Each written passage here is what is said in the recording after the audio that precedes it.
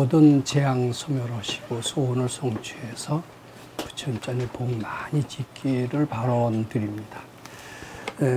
오늘 그 말씀드릴 내용은 이미 그 예고 드린 것처럼 금강경 4분, 5분에 대한 그 복습이 되겠습니다. 제가 여러 경로를 통해서 금강경 한 분 한 분이 다 부처님의 참된 말씀을 다 담고 있다라고 말씀을 여러 번 드린 적이 있었습니다.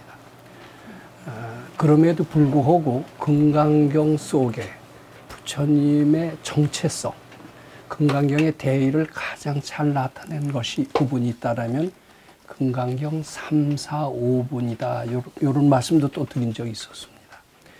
오늘 복습 드릴 금강경 4분, 5분의 내용, 이것은 금강경의 핵심 내용을 다 담고 있을 뿐만 아니라 불교의 핵심 내용을 다 담고 있다. 이렇게 말씀드려도 됩니다. 좀 더 구체적으로 말씀드리면 우리가 하는 대승불교의 정신을 그대로 담고 있다. 이런 말씀을 드리고자 합니다. 우리가 하는 불교가 무엇인가? 우리가 이것을 생각해 보지 않고 우리는 정신없이 불교를 믿는 척하면서 여기까지 왔는지도 모릅니다. 누가 시키는 불교, 큰 스님이 옳다고 하는 그런 불교를 어떻게 보면 거의 무비판적으로 쭉 따라왔는지도 모릅니다. 근데 그대로 실천을 해서 우리가 행복해졌을 뿐만 아니라 주위도 행복하게 하고 그런 가르침을 믿는 우리나라도 발전을 해왔다라면 그 가르침은 당연히 올바른 가르침으로 될 수밖에 없을 겁니다.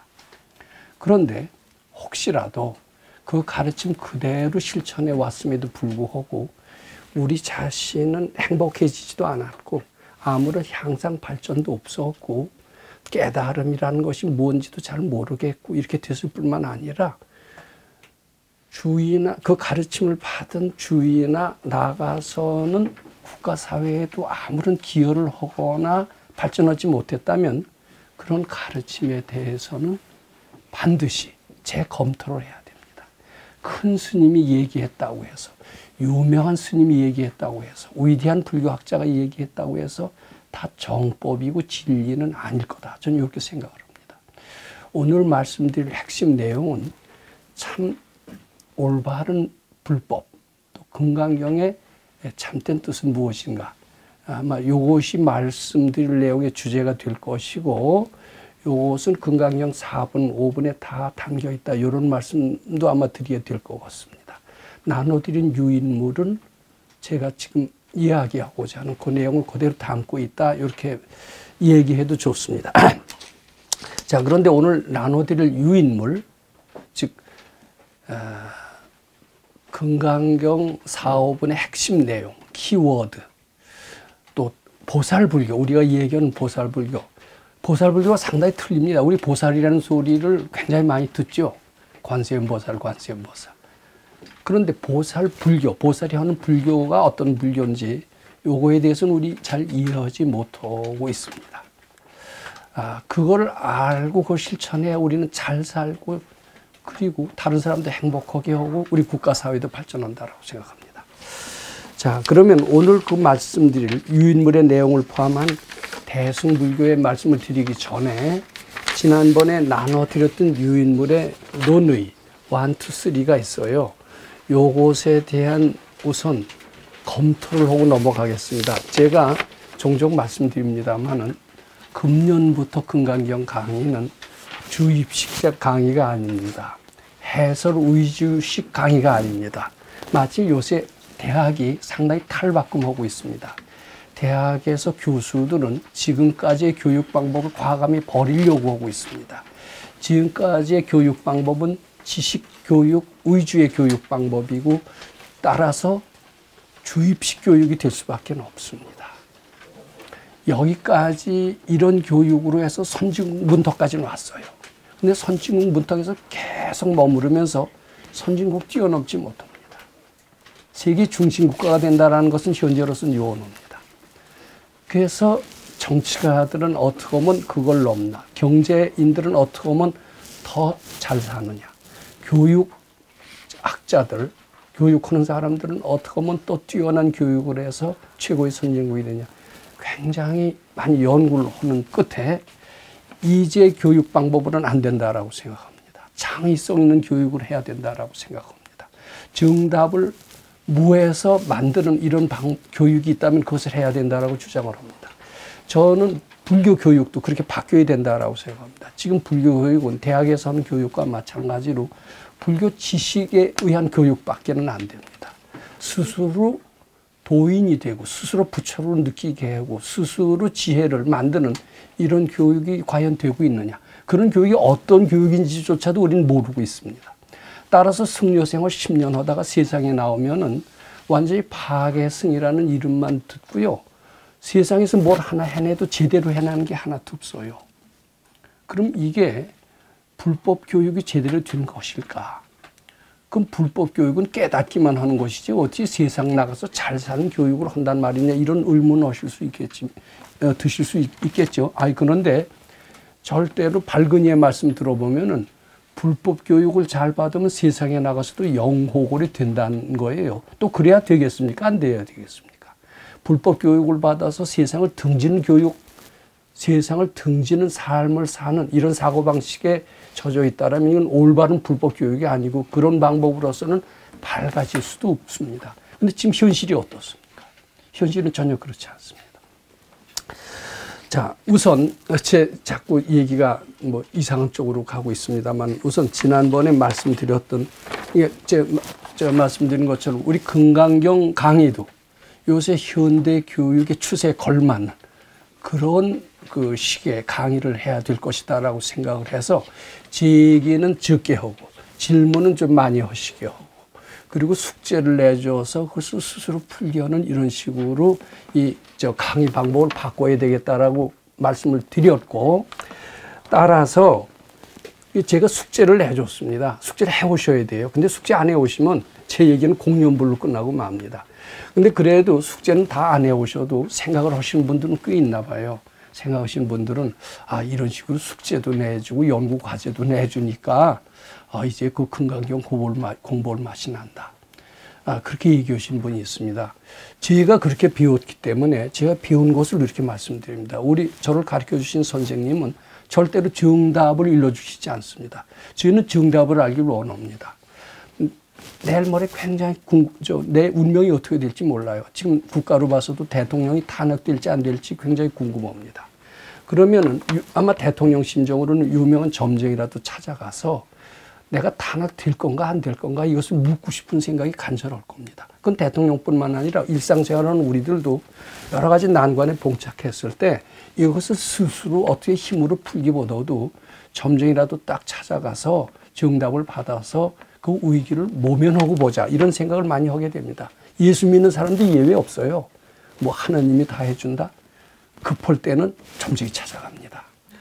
근데 우리는 끝까지 점쟁이를 찾지 말자는 이야기입니다. 우리 속에서 해답이 있기 때문이라는 겁니다. 그리고 어려운 경우에도 스스로 해답을 찾는 그런 노력을 함으로써만이 최대의 위기에서 스스로 위기를 극복해서 심지어는 생사해탈까지 할 수 있다는 이야기입니다. 처음부터 정답을 찾는 방식, 점쟁이를 찾아다니는 방식에서 과감히 우리는 멀어지자라는 겁니다. 금강경 공부도 그런 식으로 하자는 겁니다. 그래서 숙제를 그러려면 해오셔야 돼요? 안 해오셔야 돼요? 근데 숙제 안 해온다고 학점을 낙제를 주는 것도 아니고 여기 수틀리면 안 나오면 되지 않느냐 이런 생각을 하니까 안 하시는 것 같아요. 근데 안 하시는 게 지금은 별거 아닌 것 같지만 나중에 염라대왕 앞에 갔을 때는 아마 심각하게 후회하게 되실지도 모른다. 이런 말씀 드리고자 합니다. 근데 염라대왕을 떠나서 실제로 윤호하고 밝아지려면 그렇게 해야 됩니다. 자, 지난번에 문제가 뭐였느냐 하면은 논의 완 첫 번째입니다. 보시에는 제시, 법시 그리고 무예시가 있다.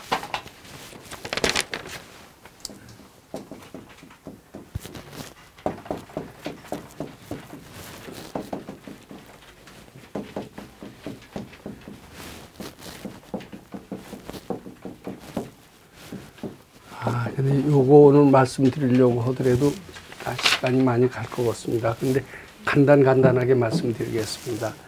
물질로 보시오는 거고 법으로 보시오는 거고 두려움이 없이 보시오는 것이다. 이렇게 글자 그대로 해석하면 그렇습니다.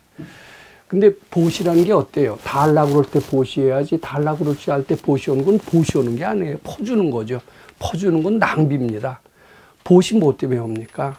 다른 사람을 돕기 위해서 하기도 하지만 자기 탐심을 제거하기 위해서도 해요.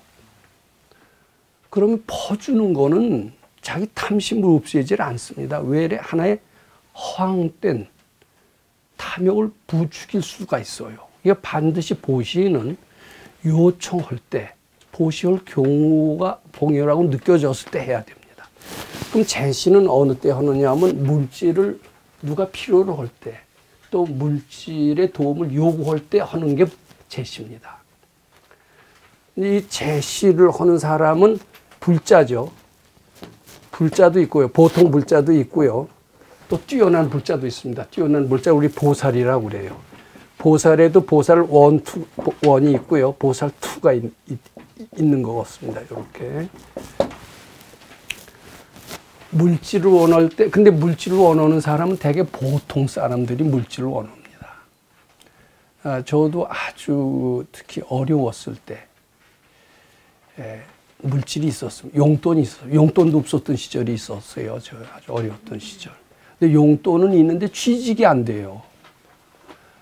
그럼 취직을 원합니다. 근데 취직을 했는데 또 진급이 안 되네요. 그럼 진급을 원합니다. 근데 그런 사람한테 물질을 주거나 취직 자리를 주거나 또 진급을 줄 수 있다라면 그것은 제시가 됩니다. 겉에 보이는 이런 것을 도와주는 겁니다. 그 다음에 이 법시는 이제 글자 그대로 해석하면 진리를 준다라는 겁니다. 진리. 진리는 뭐냐? 보통 스님들 얘기를 제 그대로 옮깁니다. 근데 스님들의 얘기가 맞지 않는 것 같아요. 예를 들어서 무엇이 정법입니까? 이제 이런 질문을 할 수가 있습니다. 정법이 있고 사법이라는 게 있는데 무엇이 정법입니까? 이건 진리를 추구하는 자세에 걷고요. 정법이 무엇이라는 것을 설명해 준다라면은 이것을 법시라고 얘기를 할 것 같습니다. 그렇죠? 그렇게 알고 계실 거예요. 또 어떻게 하면 밝아집니까? 이 사람은 물질을 원하는 게 아니에요. 뭘 원해요? 진리를 원해요. 어떻게 하면 난 밝아지겠습니까? 저는 참선도 해봤습니다. 연불도 해봤습니다. 등등, 기타 등등, 관세음보살도 많이 해봤습니다. 근데 결국 제자리가 어려움입니다. 어떻게 하면 좀 더 뛰어난 가르침을 받아서 밝아지겠습니까? 이런 질문을 할 수가 있습니다. 그 사람한테 필요한 것은 어떤 물질이나 지위나 진급이나 이런 게 아닙니다. 그런 사람한테는 올바른 진리를 원하는 거고 진리를 통해서 자기는 위대한 사람이 되겠다라는 거예요. 이런 사람한테 올바른 진리의 방법을 가르쳐 준다라면 이것을 법시라고 할 겁니다. 그리고 보시 중에서는 제시보다도 법시가 뛰어나다라고 이렇게 얘기를 합니다. 근데 이것은 전 올바른 해석이 아니라고 생각합니다. 제시에 대한 해석은 되게 이론의 여지가 없어요. 근데 법시는 올바르지가 않아요. 자, 왜 올바르지가 않느냐? 왜 무조건 부정하느냐? 이런 질문이 있을 수 있으시죠. 자, 이제 이렇게 정법이 무엇입니까? 이렇게 묻는 사람이 있어요. 정법이 무엇입니까? 근데 발근이는요, 이 사람이 정법이 무엇인가를 묻고 정법이 무엇인가를 알기를 원하는 것은 사실이다. 이런 생각을 합니다. 그리고 많이 속아왔다. 삿된 가르침에 빠져서, 무당에 빠져서, 또는 외도에 빠져서 많은 고생을 하고 정법을 갈망하는 중이다. 그래서 정법을 갈구하고 있고, 그래서 그 진심으로 정법을 물어본다. 내가 정법이 무엇인가를 일러주어서 이 일을 갈등에서 벗어나게 하고 한 마음으로 올바르게 한 길로 가게끔 지도를 해줘야 되겠다. 이런 생각을 할 수가 있습니다. 그러면서 정법은 뭐다 하고 막 얘기를 합니다. 스님들 같으면 예를 들면 금강경이 정법이다. 이런 식으로 얘기할 수도 있습니다. 근데 발근이는 절대로 그렇게 얘기하지 않습니다. 그러니까 정법이 무엇인가를 이렇게 물을 때는요, 왜 묻나를 생각합니다. 정말 알고 싶어서 묻나 이렇게 생각을 합니다. 근데 발근이들은요, 정말 무엇인지를 알고 싶어서 묻는 사람은 아주 드물다라고 그걸 알고 있습니다. 저는 많은 그런 비슷한 질문을 받은 적이 있고 저 아는 대로 그저 그냥 정신없이 제가 아는 모든 지식을 동원해서 정법이라는 것은 이렇다. 밝은 것은 이렇다라고 설명을 해준 적이 있었습니다. 그랬더니 얼마 뒤에 돌아가 봐서는 제가 얘기한 정법을 그대로 실천하거나 밝아지는 법을 그대로 실천하는 사람은 거의 없었습니다. 자, 그걸로 봐서라도 그건 제 경우뿐만 아니라 다라이 라마 같은 위대한 사람이 얘기해도 마찬가지일 겁니다. 거의 그대로 실천하지 않습니다. 그것은 왜냐하면 진심으로 거의 속마음까지 그것을 묻는 것이 아니기 때문입니다. 밝은이는 그것을 압니다. 무엇이 정법입니까? 물었을 때 정법을 알고 싶어서 묻지 않는 것을 압니다.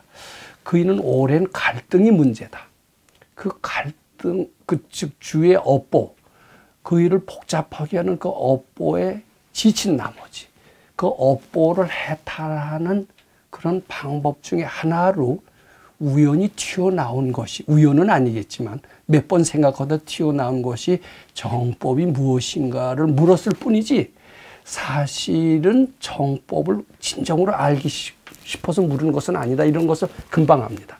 따라서 이 사람한테 필요한 것은 정법이 무엇이라는 대답을 해주는 것이 즉 필요한 것이 아니라 그 업보에서 벗어나게 하는 것이 이한테 진정으로 필요한 것이다라는 것을 압니다. 그럼 이로 하여금 진정한 그 갈등의 업보, 수많은 삿된 가르침에 속아왔던 그리고 주의를 의심했던 이런 업보에서 벗어나는 길은 어떻게 하는 것이 좋은 것인가를 밝은이들은 압니다. 그 업보에서 해탈해야 되겠다. 그래서 말로는 그래 정법은 뭐냐 하면 바로 업보, 그 마음을 보고 얘기합니다. 정법이 무엇입니까? 라고 질문했을 때 정법은 교과서에 나온 대로 이렇게 얘기했다. 달마대사가 얘기했으니까 이렇다. 이런 식의 설명하지 않습니다. 대학 교수는 그런 식으로 설명합니다. 근데 밝은이는 그런 식으로 설명하지 않고 그 갈등의 마음을 봅니다.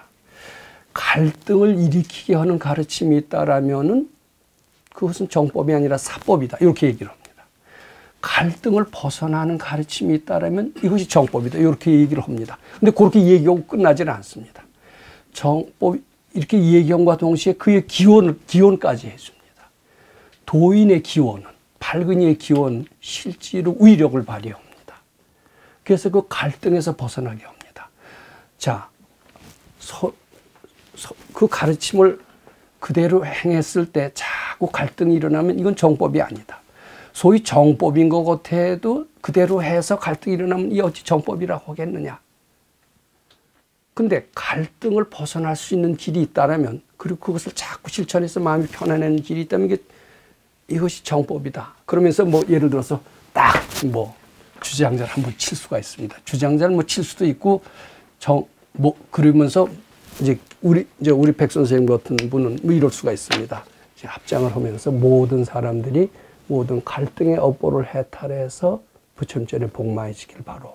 또 속이에요. 속으로 하시지만 이가 부처님전에 신심발심해서 복마해지길 바로. 그러니까 법문과 동시에 속으로 발언까지 해줍니다. 발언까지 해줌으로써 그이로 하여금 갈등에서 벗어나게 합니다. 이것은 그이한테 평화를 주고 그리고 해탈의 능력을 줍니다. 실제로 베풀어 주어서 그이를 편안하게 해주는 거예요. 진리가 교과서에는 어떻게 되어 있으니까 이거 얘기해 준다고 그이한테 도움을 줍니까? 안 줍니까? 법문 장소에 들어가 보면 좋은 사람들이 굉장히 많아요. 그럼 도움을 못 받았다는 얘기거든요. 근데 실제로 깨친 이만이 법시를 할 수가 있습니다. 베풀 시자, 도움을 실제로 주는 겁니다. 업보를 이론적으로 설명만 하는 건 아니에요. 이 설명은 아무나 합니다. 로봇도 합니다, 앞으로. 로봇한테 법문 들으시겠어요? 로봇의 법문 듣는 것과 도인의 법문이 뭐가 틀립니까? 실제로 도움을 줘요. 실제로 편안하게 해줘요. 왜냐하면 기원을 동시에 하기 때문에. 그것이 도인의 법문의 특징입니다. 저도요, 안 그러실지 모르지만 기원도 같이 합니다. 그러시니까 인터넷으로 듣는 것과요, 여기서 듣는 게 많이 틀려요. 도인의 법문은 찾아가서 들어야 됩니다. 왜냐하면 그의 기원의 축복을 받을 수 있기 때문입니다. 그래서 이 제시는 보통 불자도 할 수가 있어요. 근데 이 법시는 보통 불자가 할 수가 없습니다. 꼭 대단한 사람만이 합니다. 남을 업보를 해탈하는데 위력을 발휘할 수 있는 그런 사람만이 법시를 할 수가 있고, 따라서 법시의 공덕이 더 큽니다. 이렇게까지 얘기를 들으신다면 제 말에 조금 아마 공감하실 수 있을 것 같습니다. 근데 제가 이런 말씀을 드리고 당당하게 말씀드리고 자신감을 갖는 이유는 제가 도인한테서 가르침을 받았기 때문입니다. 자, 그 다음에 무엇이라는 게 뭐냐? 이제 많은 사람들은 여러 가지 이제 질문을 할 수가 있습니다. 특히 이제 국가 사회를 위해서 예를 들어서 지금 대통령 같은 경우는 이제 많은 국민들이 보기에 이제 끝났다라고 봅니다. 절체절명의 위기에 빠졌다라고 본인도 아마 생각할지도 모릅니다. 아마 그이는 정말 점쟁이는 아니더라도 참 위대한 가르침을 줄 수 있는 도인을 만나기를 원할 겁니다. 이제 대통령뿐만 아니라 모든 사람들이 이제 많은 질문을 거리를 가지고 있어요. 그리고 이제 이런 점쟁이는 찾기 싫지만은 정말 위대한 철인은 내가 만나고 싶다. 이런 사람들이 있습니다. 가서 많은 문제를 합니다. 그런 뿐만 아니라 보통 사람들도 가지가지의 소원을 가지고 가서 다 물어봅니다. 제가 이 무해시를 지금 설명하려고 그러는 겁니다. 근데 그러면 이제 많은 사람들은 그 정답을 일러주려고 합니다. 무슨 불경에 의하면, 논어에 의하면, 성경 말씀에 의하면, 또 달마대사에 의하면, 이런 식으로 얘기를 해줍니다. 근데 아까도 얘기했지만 진짜 발건이들은 왜 질문을 하느냐, 왜 정답을, 자기 말로는 인류를 위해서 등등 거창한 이야기를 해가면서 질문합니다. 근데 알고 보면요, 뭐 때문에 질문하는 줄 아세요? 죽음이 두려워서 그렇다네요. 이 말 믿어집니까? 박근혜 대통령이 위기에서 벗어난다면 국가 사회를 위해서 뭐 한다 이렇게 질문을 하겠죠. 내가 좀 더 대통령을 해야, 내가 무난히 탄핵에서 벗어나서 이렇게 해야만이 대한민국을 살릴 수 있다. 그걸 진정으로 위해서 내가 질문하는 것이다. 나 잘 살기 위해서 하는 게 아니다. 이렇게 얘기를 할 겁니다. 근데 발근이가 보면 근본적으로 이 몸뚱이 잃어버리는 두려움 때문에 질문한다라는 겁니다. 모든 질문은, 모든 우리의 이야기는 내가 두려워서, 죽기가 싫어서 하는 질문이다. 이렇게 보면 된다고 합니다. 그럼 그 사람한테는 정답을 일러주는 게 더 중요한 게 아니라 두려움이 없는 이야기를 해주는 것이 더 필요합니다. 아무 걱정하지 마라. 제가 지난번에도 말씀드렸습니다만 성경에도 그런 말씀이 많이 있다고 그래요. 제가 그쪽 잘 안 봐서 모릅니다만 CBS나 CT에서 기독교 채널은 굉장히 많더라고요. C 등등 많은 채널 속에서 어디에서 들었는지 모릅니다. 근데 성경 말씀에 다 두려워하지 마라. 아무 걱정하지 마라. 이런 이야기를 합니다. 그 말은 맞습니다. 저도 여기서 그런 말씀 드리고 싶습니다. 걱정거리 있으세요? 아무 걱정하시지 마세요. 지가 뭘 알길래 걱정하지 말라는 말이냐 이러실 수 있죠. 근데 이유가 있어서 걱정하지 말라는 게 아닙니다. 제가 그 이유는 얘기를 해드리고 싶습니다. 걱정하지 말라고 발근이들은 얘기할 수밖에 없습니다. 근데 걱정하지 않아야 문제가 해결이 됩니다. 사람들은 그럽니다. 정답을 시원하게 얘기를 해줘야, 점을 잘 쳐줘야 내가 두려움이 없어지지, 무조건 점도 안 쳐주고 시원한 대답도 안 해주고 처방도 안 내려주고 아무 걱정하지 말라고 그러면 말이 되느냐 이렇게 생각을 합니다. 근데 그거 상당히 잘못됐어요. 근데 잘못됐다라고 얘기를 하지 않고 도인은 아무 걱정하지 말라라고 얘기를 합니다. 근데 실제로 아무 걱정이 그 말씀을 그대로 믿고 우리 걱정을 다 놔버린다고 생각을 합시다. 실제로 걱정을 놓을 때 해답이 거기서 발견이 됩니다. 즉 해답 발견하기 위한 전제 조건이 있다면 모든 근심 걱정을 내려놔야 됩니다. 자, 요것을 이해한다라면은 그러니까 요 무해시는요 상당히 깨친 이가 아니면은 무해시를 할 수가 없어요. 자신감을 가져야 됩니다. 모든 의문이나 미해결 이런 것의 근본에는 두려움이 있습니다. 일단 두려움을 제거해 놓고 보는 것은 매우 필요한 일이다. 이렇게 말씀드리고 싶은 겁니다. 자, 그 다음에 지난번에 그 질문 내용 중에 두 번째 이제 무주 무주상보시를 실천하는 방법이라고 했습니다.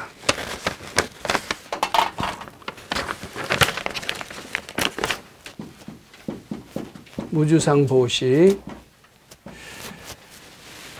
이 무주상이라는 게 뭐 티내지 않고는 보시래네요. 근데 이게 보통 사람은 무주상보시가 거의 불가능합니다. 왜냐하면 우리는 어떤 목적을 가지고 삽니다. 또 목적을 가지고 사는 것은 너무나 당연합니다. 우선 우리는 숙명적으로 먹어야 됩니다. 돈을 벌어야 됩니다. 특히 결혼하면 처자식이 생깁니다. 처자식을 돌봐야 되기 때문에 돌보는 것이 내 목적입니다. 따라서 돈 버는 것이 내 목적이 될 수가 있습니다. 돈을 어느 정도 벌다 보면은 뭐 학식을 많이 갖추고 싶은 새로운 목적이 생길 수가 있습니다. 목적을 딱 생기게 되면 목적 달성하기 위해서 뭐 좋은 일을 해라 이럴 수가 있어요. 보시를 베풀어라. 그냥 네 목적 달성이 안 된다. 많이 베푸르고 덕을 쌓아야만이 네 뜻이 이루어질 것이다. 이제 이런 우리가 이야기를 들을 수가 있습니다. 그래서 우리는 보시를 하고 좋은 일을 하고 뭐 이렇게 합니다. 이제 그런 과정에서 다 그 목적 달성은 어떻게 보면 수단으로서 대개 보시를 하는 수가 많습니다. 보시 자체가 목적이 되는 사람이 있을까? 보시 자체가 목적이 되는 사람은 무주상 보시 할 필요도 없어요. 보시 자체가, 그렇죠? 주는 것 때문에 나는 살다. 그럼 세상에서는 그걸 바보라고 합니다. 너 주는 마음으로 살고 그냥 계산도 전혀 안 한다면 이게 무슨 사람이냐. 그런 사람은 정말 바보라고 해도 틀림없을 겁니다. 또 계산이라는 게 나쁘지도 않아요. 이치 따져가면서 줄 때 주고 받을 거 받아야지 무조건 주는 게 다다 뭐 이런, 그리고 난 계산이라는 것을 모른다 뭐 이런 사람이 있다라면 난 그 일을 성인으로 존경하지 않을 겁니다. 바보에 가까울 거로 봅니다. 그럼 무주상 보시는 무엇이냐 하면은 이거는 보통 사람한테서는 거의 불가능한 겁니다. 깨치니, 소위 밝으니, 부처님의 경지다. 이렇게 얘기할 수가 있습니다. 근데 이제 무주상 보시 우리는 해석은 합니다. 우리 보통 사람은 너무 계산을 앞장세워서 보시를 하는데 사실 보시라는 것은 영생을 가기 위한 길이지 돈 벌기 위한 길은 아니다. 영생을 가기 위해서는 너무 이렇게 계산하는 것을 버려라. 아마 그것을 무주상 보시라 하나보다 이런 정도까지는 해석할 수가 있습니다. 근데 우리는 원체 계산하는 데 익숙해 있기 때문에 뭐 좋은 일을 하더라도 뭐 계산을 하는 게 자동적으로 몸에 배 있습니다. 그건 나쁜 게 아니에요. 자동적으로 그렇게 돼요. 근데 계산 안 하는 사람이 아마 있긴 있는가 봐요. 아마 우리는 그런 사람 거의 못 본 것 같습니다. 아마 그런 사람이 있다라면 그런 이는 부처님 같은 사람이다. 이렇게 얘기를 할 겁니다. 성경에 뭐도 그렇다고 그래요. 왼손이 주는 것을 오른손이 모르게 해라. 그런 사람이 있어요. 그런 사람이 있으면 참 우린 찾아가서 100배 드리고 가르침을 청하고 얼마나 따뜻합니까? 근데 조금만 뭐해도 그냥 티내고요.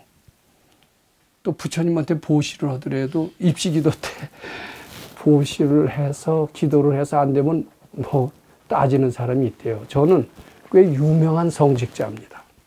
그 일을 따르는 사람이 되게 많았습니다. 심지어는 그 일은 대통령을 만들어줬다라는 소문이 들어서 대통령이 된 뒤에 청와대 불려갔던 적이 그 은혜를 갚기 위해서 청와대에 불려갔다라고 하는 어떤 유명한 스님입니다. 근데 그 이는 아마 대중들한테 이런 얘기를 했다고 그래요. 이게 보시를 하면은 좋은 일이 생길 것이다. 근데 이제 좋은 일이 안 생겼나 봐요. 싫어합니다. 멱살잡이 당했습니다. 아마 그건 절에서 뿐만 아니라 교회 목사들도 아마 그런 수모를 당하는 수가 있을 거예요. 저는 멱살잡이 하는 사람이 잘못이라고 생각하지 않습니다. 그 말한 사람도 문제가 있어요. 뭐 이거 해서 잘 된다 이렇게 얘기하면은 안 됐으면 당연히 화낼 수밖에 없고 멱살잡이 할 수도 있을 것 같습니다.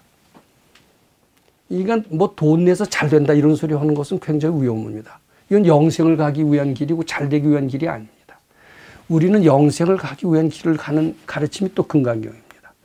근데 무주상, 우리는 원체 계산이 습관이 돼 있어서 무주상보를 하려면 할 수가 없어요. 그럼 어떻게 무주상보시하느냐 이게 문제입니다. 또 그렇게 무주상보시에 그 복덕이 불가사령하다라고 그랬습니다. 어떻게 무주상보시 할 것 같아요? 금강경 공부했으면 우리 처방이 나옵니다. 무주상 보신 부처님의 경지입니다. 우리가 순간적으로 부처님의 경지가 되어보는 겁니다. 순간적으로 부처님이 되어보는 겁니다. 어떻게 하면 순간적으로 부처님이 되어보느냐.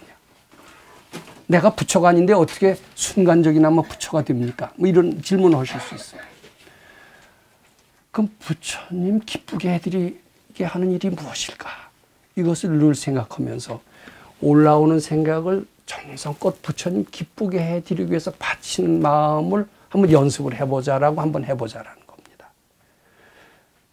부처님이 되는 길은 잠시나마 부처님 되는 길이 있다면은 그것은 부처님 기쁘게 해드리기 위해서 내가 무엇을 할까? 아마 부처님 기쁘게 해드리는 일 중에 하나가 금강경, 부처님의 말씀이 담긴, 부처님의 엑기스가 담긴 금강경을 많이 독송하는 것일 것이다. 이런 생각을 할 수가 있습니다. 진정으로 부처님 기쁘게 해드리는 마음으로 시봉 잘하길 발언해보세요. 그럼 그 순간 뭐가 됩니까? 부처님 마음이 됩니다. 그 순간 무주상 보시를 한 것이 됩니다. 그럼으로써 위력을 나타낼 수 있다라고 이렇게 저는 생각을 합니다. 우리는 무주상 보시 할 수 없습니다. 단지 부처님 마음은 순간적으로 될 수가 있습니다. 어떻게 하면 되느냐? 부처님 기쁘게 해드리겠다는 마음을 진정으로 한번 내보자라는 겁니다. 그 순간 무주상 보시가 되는 것이고 그 위력이 나타난다. 이렇게 말씀드리고자 합니다. 잘 안 믿으시겠지만 제가 실례를 하나 드리시면 조금 더 실감 나실 겁니다. 요번에 우리 도반 몇 분들하고 3박 4일 동안 베트남의 유명한 세계적인 절경인 하롱베이에 구경을 한 적이 있었습니다. 저는 매번 그 여행을 갈 때마다 책임자의 책임감을 느낍니다. 이분들은 어떻게 보면 법사가 따라간다고 하니까 기쓰고 따라오시는 분인데 이분들한테 내가 좀 잘 해드려야 할 것이 반드시 있지 않겠느냐 이런 생각을 늘 합니다. 착각인지는 모르지만 그런 생각을 하는 것은 나쁘지는 않을 겁니다. 우선 이 여행이 명랑하고 유쾌해야 될 것이다. 그러려면 날씨도 쾌청해야 될 것이다. 그리고 한층 더 나가서는 큰 깨달음까지 얻을 수 있다면 참 좋은데 자 가만히 보세요. 내가 날씨 마음대로 할 수 있어요? 없어요? 또 이분들 여행 가는 동안 화목하게 할 수 있어요? 없어요? 하나도 할 수 없어요. 인간의 위력은 대단히 미약하게 짝이 없기 때문에. 자, 내가 이 사람들을 깨달음을 얻게 할 수 있어요? 없어요? 어렵죠. 안 되죠. 자기 자식도 마음대로 안 되는데요. 어떻게 이 도반들을 내가 깨달음을 얻게 합니까? 그런데 나는 안 됩니다. 근데 부처님은 할 수 있습니다. 부처님은 날씨를 마음대로 할 수가 있고요. 우리들을 화목하게 할 수가 있고요. 우리들을 깨달음을 얻게 할 수 있을 겁니다. 맞습니까? 틀립니까? 안 맞는 데면 불교 신자에서 관두셔야죠. 부처님은 하실 수 있어요. 그러면은 나는 못해도 부처님은 할 수 있다라면 내가 순간적으로 부처님 마음이 되어보자라는 겁니다. 어떻게 하면 부처님의 마음이 될까? 제가 그래서요, 그 세 가지 원을 세웠어요. 날씨 정말 쾌청해져서, 쾌청해야 명랑한 마음이 나오더라고요. 실제로 가보면. 명랑해져서 복 많이 지키길 바라요. 이건 내가 원하는 쾌청한 날씨 속에서 명랑한 마음으로 복 많이 짓고 부처님 기쁘게 해드리길 바라냈어요. 그 순간 아마 제 마음이 부처님이 됐을 겁니다. 이분들이 화목하고 그리고 큰 깨달음 얻어서 부처님 기쁘게 해드리길 바랍니다. 나 자신 위해서는 아니라 부처님 기쁘게 해드리기 위해서 원 세웠어요.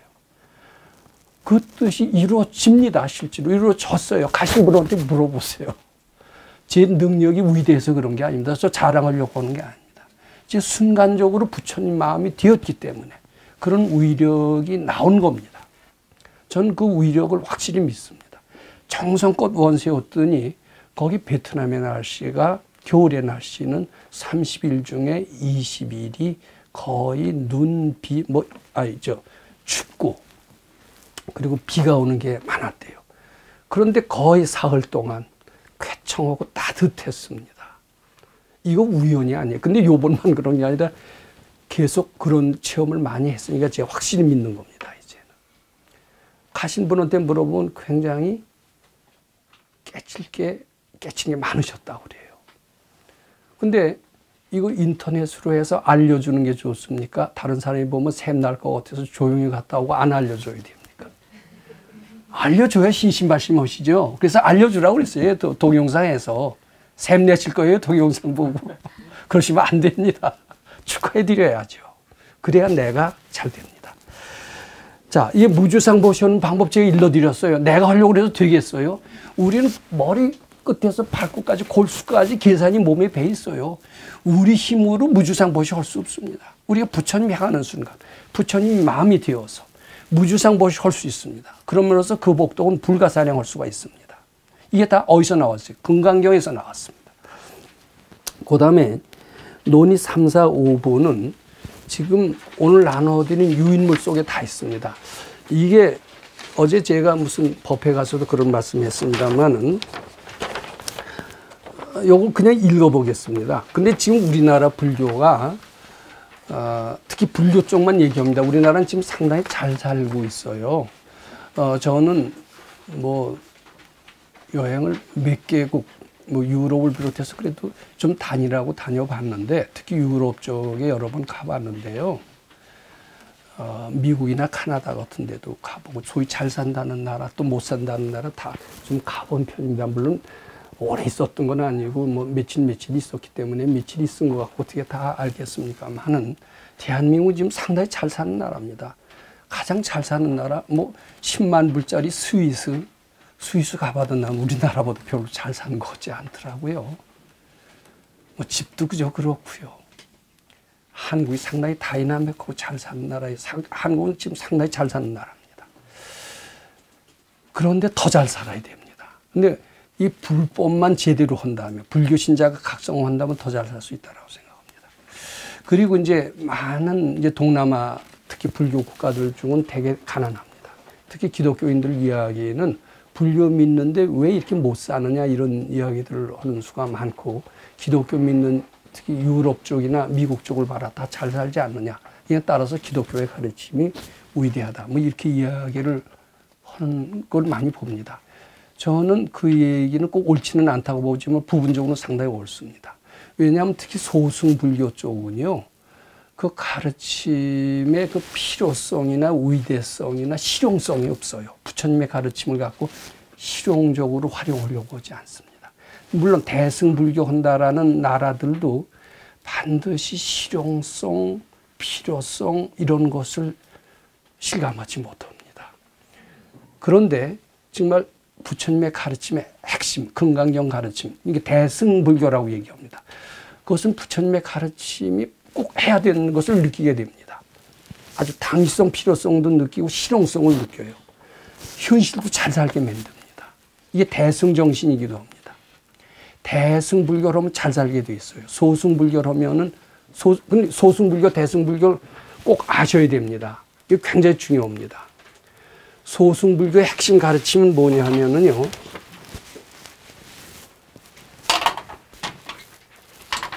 인과응보입니다. 모든 게 원인지어서 결과래네요. 근데 이게 소승불교의 가르침이기도 하고 한국불교에도 가르침이기도 하고, 우리 한국불교는 지금 소승불교 쪽에 가까운 것 같습니다. 그럼 대승불교의 가르침의 핵심은 뭐냐면 공입니다. 그럼 여기 어떻게 틀리냐면 많이 틀려요. 요건 죄지면 죄 받아야 됩니다. 복지면 축복을 받아야 됩니다. 이게 인과응보입니다. 그래서 사형을 당할 수 있는 위험한 사람한테 우리는 소승불교식의 포교 방법은 통하지 않습니다. 넌 죄지었기 때문에 당연히 벌 받아야 되고 내생의 악도에 떨어져야 된다라는 이런 식의 방법으로 사형수들 앞에 가서 포교할 수 있습니까? 없습니까? 우리는 번번이 포교를 못해요. 근데 기독교인들은 넌 사형수 수많은 사람을 죽였지만 지금 회개하고 마음 고치면 바로 내생에 천당 갈 수 있다 이렇게 얘기를 합니다. 그렇기 때문에 대개 죄수, 사형수, 헐벗고 굶주린 사람들 다 기독교로 갑니다. 헐벗고 굶주린 사람한테 너 전생에 나쁜 짓 많이 해서 그래, 뭐 이런 식의 뭐 얘기를 한다면 그게 불교라면 불교 신자로 오겠어요? 안 오겠어요? 그래서 지금 탈북자, 사형수, 어렵고 굶주린 사람 다 기독교가 선점하고 있어요. 그 불교에서는 그 가르침하고는 전혀 거기에 대처를 못하고 있어요. 제가 한번 그 안방에 가서 포교하고 왔다는 사람한테 어떤 식으로 포교했냐고 그랬더니 뭐 적당히 우물쭈물 하더니 죄지면 뭐 벌 받아야 되지만 이렇게 무슨 말을 흐리더라고요. 그래서 그래 갖고서 포교가 되겠느냐. 이게 번번이 깨집니다. 근데 공의 가르침이 뭐냐 하면요. 아무리 죄 지었어도요. 벌 받지 않습니다. 그러면 불교 인과의 도리하고 틀리네. 이렇게 하면서 대뜸 반격이 날아올 겁니다. 근데 공의 가르침을 잘 몰라서 그래요. 공의 가르침은 아무리 죄 많이 졌어도요. 그게 착각이고 본래 없는 것이다. 이런 가르침이 공의 가르침입니다. 그 가르침을 주고 있어요. 그 마음을 어디로 향하고 있는가라는 책을 읽으신 분들이 한결같이 그 책에서 가장 감명 깊었던 내용이 뭐냐라고 물으면요. 두 비구의 얘기를 합니다. 두 비구는 뭐냐면 파괴승이에요. 파괴승은 나 이제 죄 지었으니까 난 끝났다라고 하면서 자포자기 하는 사람입니다. 근데 유마일이 뭐라고 그러냐면 죄가 본래 없는 것이 공이다. 내 마음을 부처님 향하면 죄는 눈 녹시듯이 사라지고 밝고 찬란한 행복의 세계, 부처님 세계가 전개가 될 것이다. 이제 이런 내용으로 두 비구가 희망을 찾습니다. 불교에 그런 희망적인 요소가 있어요. 근데 그걸 실제로 알아서 적용하라고는 스님들을 제가 과문하지만 못 본 것 같습니다. 사랑하는 마음이 없어요. 둘이 아니라는 마음이 없어요. 공이라는 마음이 없어요. 그리고 가족 불교, 개인 불교가 되고 말았습니다. 기복 불교. 기복이 나쁘지 않아요. 소원성취해야죠. 근데 나만 소원성취하는 게 아니라 남도 소원성취하도록 빌어주면 그것은 대승불교가 됩니다. 근데 소원성취가 나쁜 게 아니라 소원성취 나만 하겠다라고 하면 이건 문제가 됩니다. 이기심을 키우게 되는 겁니다. 제가 한번 이걸 읽어보겠습니다. 나는 남에게 폐를 끼치지 않는다. 이게 바로 저 같은 사람이 제가 아마 소승불교의 대표적인 것 같아요. 인과응보 잘 믿어. 나는 남에게 폐를 끼치지 않는다. 제가 그런 스타일입니다. 따라서 남에게 도움을 받는 것도 원하지 않는다. 나한테 자꾸 선물 주면 전 이거 좀 싫었던 것 같아요. 부담되고요. 사기당하는 것 같아요. 그래서 그거 싫어했습니다. 제가 언제 남이 주는 걸 받기 시작을 했느냐 하면 백선생님한테 갔더니 그 주는 거 그렇게 거절하지 말라. 그래서 이제 그 뒤부터는 남이 주는 것은 그냥 좀 받기도 했습니다만은 저는 남한테 폐는 안 끼치려고 노력을 했지만 남이 거저주는 것은 좀 부담이 되고 싫었어요. 그래서 그냥 노했습니다. 따라서 공짜를 바라지도 아니하면 물론 심지어는 여한 경우에도 부처님께 기원하거나 매달리지도 아니합니다. 부처님한테 매달리는 사람을 비웃었어요. 저는.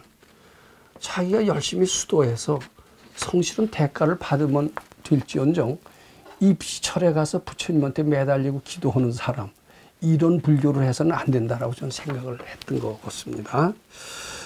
그러나 부처님을 공경하고 시봉하는 일은 좋은 일이라고는 생각을 하지만은 그러나 형상이 없는 부처님의 은혜를 찾아 갚으려 하지도 아니했습니다. 부처님의 은혜, 저는 부처님의 은혜에 대해서 실감을 못했습니다. 부처님이 어디 봤어요? 부처님 본 사람 있어요? 부처님한테 은혜 받았어요? 저 부처님 은혜를 실감하지 못했습니다. 그리고 심지어는 뭐라고 그랬냐면 보이는 부모의 은혜도 잘 갚지 못하는데 어찌 보이지 아니한 부처님의 은혜를 갚는다 할 것인가. 착한 일을 하는 것, 남을 돕는 것 다 좋은 일이고 나도 경우가 주어지면 이런 좋은 일들을 많이 한다. 뛰어난 모범생이라는 칭찬을 종종 듣기도 한다. 그러나 국가 사회의 각종 문제를 내 책임이라고 생각하지 아니하며 사람을 사랑하는 마음을 가지지만은 내가 곧 섬겨야 할 필요까지 느끼지 아니한다. 엉뚱한 사람이 나에게 무리한 요구를 한 경우는 나는 당연히 상식과 도덕에 원칙하여 거절할 것이다. 나의 관심사란 오직 나의 수도일 뿐이다. 또 하나의 관심사가 있다면 나를 지극히 사랑하는 소수의 인연들, 그리고 나를 믿고 따르는 나의 가족들을 돕고 이들을 올바른 길로 인도하는 길이 있을 뿐이다. 수도에서 깨달음을 얻는 것도 필요한 일이요 불자로서 주어진 당연한 일이지만 눈에 띈 모든 사람을 포교하지는 아니한다. 그들을 제도할 필요까지는 더더군다나 느끼지 아니한다. 나는 타력을 믿는 불자가 아닌 것이다. 오직 내 노력, 성실, 구도의 정신을 믿는 자력불자라고 할 것이다. 저는 이런 불교를 했고요. 지금 아마 저는 그 소승불교 하는 나라를 대충 돌아봤습니다. 그러니까 뭐 태국, 미얀마, 스리랑카 굉장히 기회로 철저히 지킵니다. 남자 스님은 여자 신도하고 악수하지 않습니다. 태국 사람들이 와서 보고 놀라는 게 한국 스님들은 여자 신도하고 악수한대요. 아주 그 기회를 철저한 나라들입니다. 인과응보를 철저히 믿는 나라들입니다. 사람을 사랑하는 건 사실입니다. 그렇지만 남을 뭐 제도하려고 하면서 뭐 호국불교라는 게 없죠. 그 나라에는.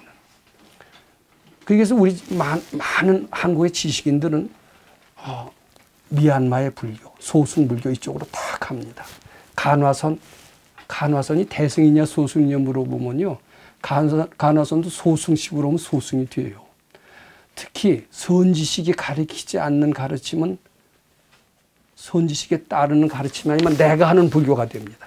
내가 하는 불교는 100% 소승불교다. 이렇게 보면 됩니다. 우린 대승불교가 뭔지 지금 모르고 있다라고 봐도 됩니다. 제가 다행히 선지식의 가르침을 받았고요. 받은 것만으로서 다 되지 않더라고요. 선지식 가르침 받는 사람이 꽤 많은데 거기도 한참 있다 지식으로 가다 보면은 다 소승불교가 되고 말더라고요. 뭐냐면 나쁘지 않아요. 소승불교 좋아요.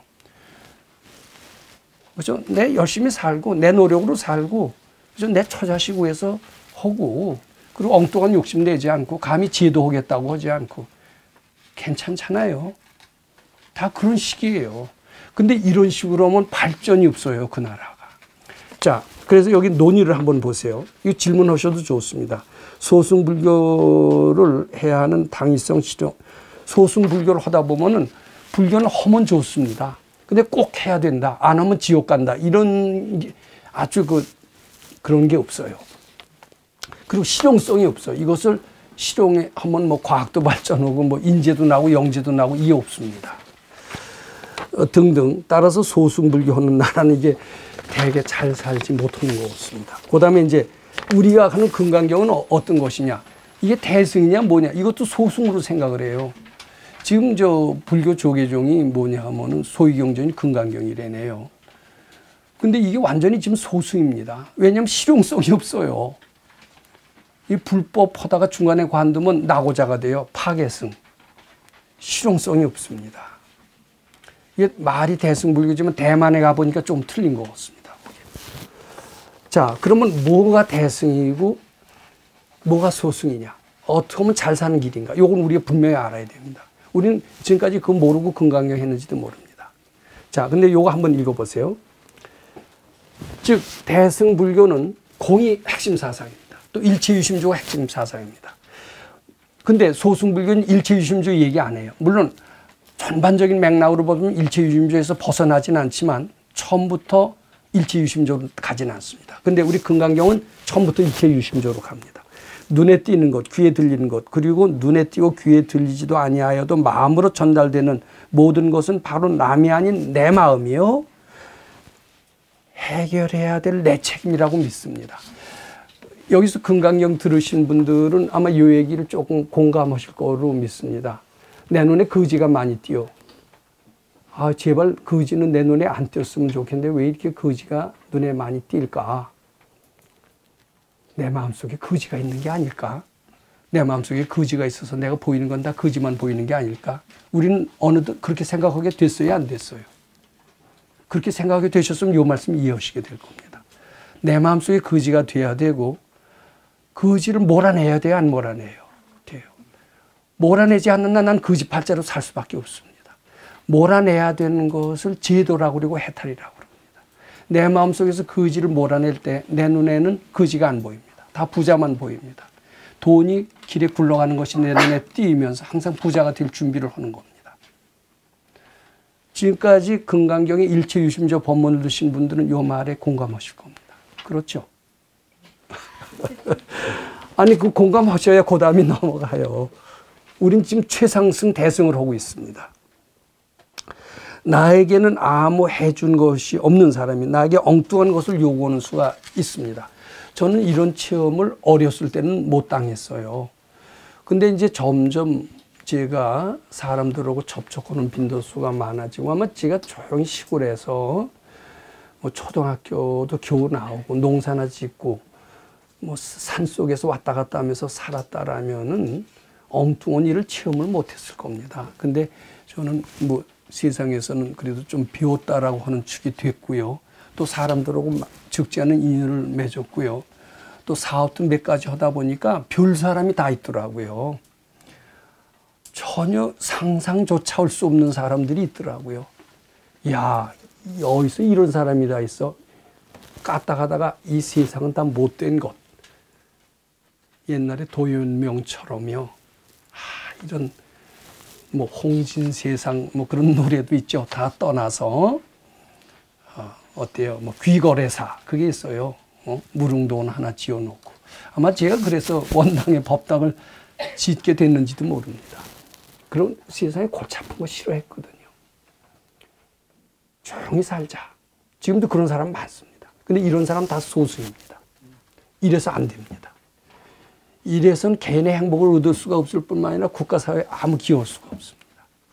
자, 왜냐? 보세요. 나에게 베푼 것이 없는 사람이 나에게 엉뚱한 것을 요구하는 수가 있다. 그러나 이들을 귀찮게 보지 않으면 물론 나를 제도해 주십시오라는 염원의 소리로 듣고 책임감을 느낀다. 엉뚱한 소리를 하는 사람, 터무니없이 생트집 잡는 사람이 급니까 내 마음입니까?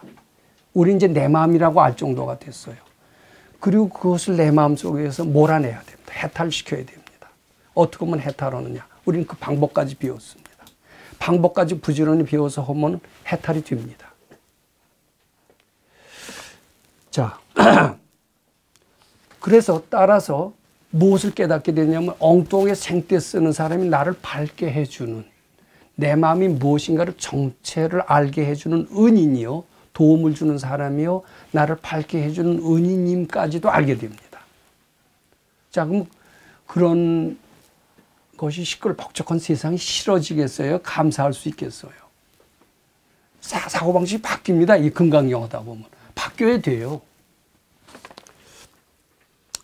부처님은 참나인이 어찌 신앙의 대상이며 공양할 대상이냐. 부처님은 위대한 스승일 뿐이어서 자신의 마음을 닦는 데 필요한 공경심의 대상이 될 뿐이며 믿음을 내어 공양할 대상이 아니다. 오직 나의 정성, 성실성이 곧 불심이다라고 말하는 사람은 눈앞에 것만이 전부라고 보는 사람이요. 일체유심조의 진리나 공의 진리를 모르는 사람이다. 특히 이제 그 참선하시는 분들은 부처님의 불상이 되고 절을 잘 안 합니다. 그리고 부처님께 바치라고 그러면 내가 부처인데 뭐 때문에 부처님께 바치라라고 하느냐 이렇게 반문하는 수가 있어요. 근데 우리가 부처님께 바쳐라라는 그 부처님은 형상 있는 부처님이 아닙니다. 참나의 부처님이기도 하지만은 참나이지만은 이것은 보통 나하고 틀려요. 절대적인 나가 돼서 공경의 대상이 되고 신앙의 대상이 됩니다. 참나는 이 나와 비슷한 것이 돼서 공경의 대상이 아니라고 생각할 수가 있습니다. 그런데 부처님은 참나요. 참나는 이 나와 틀려요. 이거는 모든 사람들 속에 공유하고 있는 보편적인 진리다. 이렇게 얘기할 수가 있습니다. 여기에는 반드시 분별을 내서는 안 되고 공용해야 됩니다. 부처님 시봉한다라는 것은 뭐에 도취된 것과는 틀립니다. 참다운 제정신 차리는 길입니다. 반대로. 근데 특히 참선하는 사람들의 일부, 소승을 가르침을 받는 사람들의 일부는 부처님을 절대 공경을 하고 부처님의 은혜가 무엇인가를 그렇게 심각하게 추구하려고 하지 않습니다. 근데 우리가 부처님한테 은혜를 받는 게 뭐냐라고 얘기하실지 모르지만요. 그런 사람들이 많습니다. 우리 도반들 중에는 부처님의 은혜, 선지식의 은혜는 뭐 보이지 않으니까 없다 이렇게 생각을 합니다. 근데 그거는요 굉장히 위험하다라고 생각을 합니다. 기독교인들은 우선 뭐 기독교는 진리가 아니니까 뭐 참고할 필요가 있느냐 이럴지 모르지만 기독교인들은 하나님의 은혜가 무엇이 없다. 예수는 2000년 전에 세상을 떠났으니까 예수의 은혜는 없다. 뭐 이렇게 이야기를 한다면 기독교인들은 펄쩍 뛸 겁니다. 저는 이 대승불교에서는 우리 금강경 하는 사람은 기독교인들과 어떻게 보면 비슷한 사고방식을 갖는 것이 필요하다라고 저는 주문드리고 싶습니다. 부처님은 우리한테 무한한 은혜를 주시고 축복을 주시고요. 심지어는 그분이 사람의 몸을 놔두시어, 보살의 몸을 놔두시어 우리를 구원합니다. 우리를 사람 몸밖에 할 수가 있어요. 요것은 제가 금강경 공부를 하면서 새롭게 바뀐, 제가 깨친 결과다라고 말씀을 드릴 수가 있습니다. 보이지 않는 부처님의 세계라는 것이 있고요. 그건 우리와 무관한 세계가 아닙니다. 우리와 둘이 아닌 세계가 아닙니다. 우리와 하나예요. 그러면서 끊임없이 금강경에도 뭐라고 그랬으면 혼용부축을 하세요. 그리고 열반경에도 나옵니다만 가장 사랑하는 아들 이상으로 우리를 귀여우시고 안타까워하시고 뭐라도 요구하면 다 들어줄 준비가 돼 있어요. 근데 우리가 진정으로 요구할 줄 모르는 겁니다.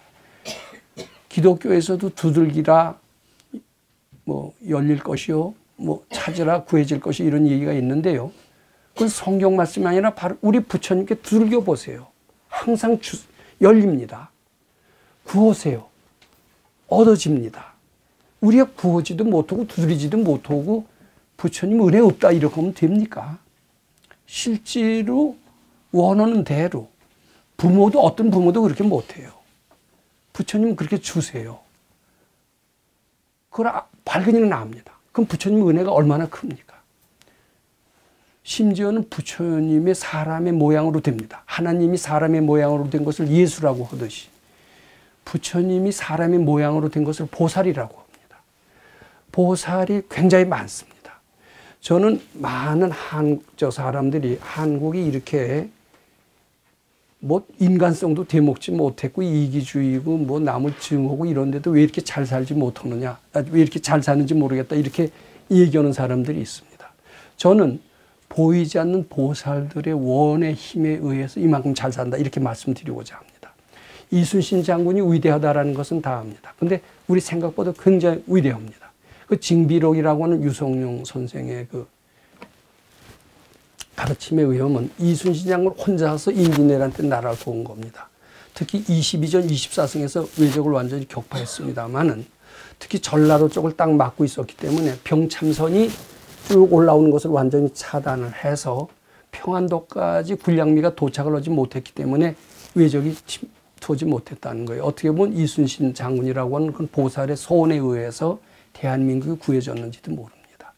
한 분의 보살의 힘이 있으면은 나라가 구해질 수 있습니다. 선지식 하나만 제대로 있어도 나라가 살려집니다. 우리는 그들의 은혜가 없다고 하겠습니까? 내 가족, 내 식구만 최고입니까? 우리는 그런 근시안적인 데서 벗어나야 됩니다. 근데 금강경에 있다 보면 그렇게 돼요. 자, 요거 이제 시간이 죄송합니다만 질문 받을 시간까지 없어질 것 같습니다. 이제 한번 모든 내 판단은 틀릴 것이요. 내랄 것이 실로 없는 것인데 어찌 내 노력, 내 성실성, 내 불심이라는 것이 존재하느냐. 내 힘을 믿고 산다라는 분들이 있어요. 그리고 내 가족이 최고다라고 하는 사람이 있어요. 다 틀립니다. 나라는 것이 얼마나 힘이 없는 줄 아세요? 우리 금강경 가르침이 뭐냐 하면은요. 내가 하는 가르침이 아닙니다. 나를 버리는 가르침이에요. 내 판단을 다 틀린 줄 알고 부처님께 바치라는 거예요. 내가 하는 수행이 아닙니다. 내가 하는 수행은 다 소승이 되고 맙니다. 선지식이 가리키는 것은 나를 버리라고 합니다. 순간순간 나를 버리라고 합니다.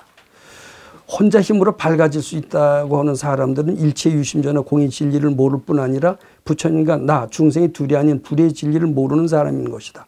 불보살의 힘과 원력이 없이 선지식의 도움이 없이 나는 한 걸음도 나아가지 못합니다. 나는 한 걸음도 나가지 못합니다. 내가 어떻게 날씨를 마음대로 하며 여러 도반들을 화목하게 하며 어떻게 깨달음을 얻게 하겠습니까? 내 힘으로는 하나도 안 됩니다. 나는 한 걸음도 못 나갑니다. 근데 내가 부처님 마음이 되는 순간 부처님은 위력을 발휘해 주십니다. 자력불교는 굉장히 위험해요. 근데 타력이라고 할 수도 없는 게 타력이 아니라 참 나이기 때문입니다.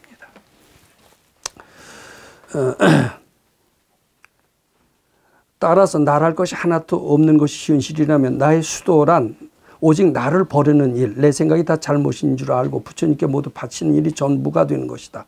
내라는 것이 사라지면 자연이 자타불의 실감하게 될 것이며 그때는 자연스럽게 생각하거나 틀리지 않는다고 하여 수많은 주의 인연의 소리를 외면하지 않게 된다.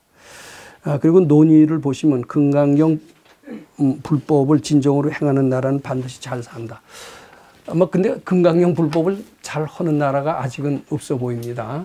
근데 아마 이런 나라가 있다면 최고 인재 영재 교육이 될 거고 도덕군자가 많이 배출하게 돼서 당연히 잘 살 겁니다. 그리고 상당히 실용성이 있어요. 자, 이 정도로 오늘 말씀을 마치는데 한 가지 질문만이라 그리고 오늘은 질문 시간이 또 있는 날이기도 하네요. 근데 여기서 그냥 오늘은 끝내야 되겠습니다. 금강경 가르침을 통해 올바른 인재 양성 교육과 각종 사회 문제에 대한 해법을 현대인들에게 제시하고 있는 바른법연구원 김원수 법사가 금강경 독송 및 수행을 통해 얻은 일체 유심조, 공, 불이, 구족의 진리로 역경과 난제를 실제 해결하는 체험을 통한 설법집 우리는 늘 바라는 대로 이루고 있다를 출간했습니다. 구입은 전국 서점에서 가능하며 문의는 청우당 02337-1636번입니다.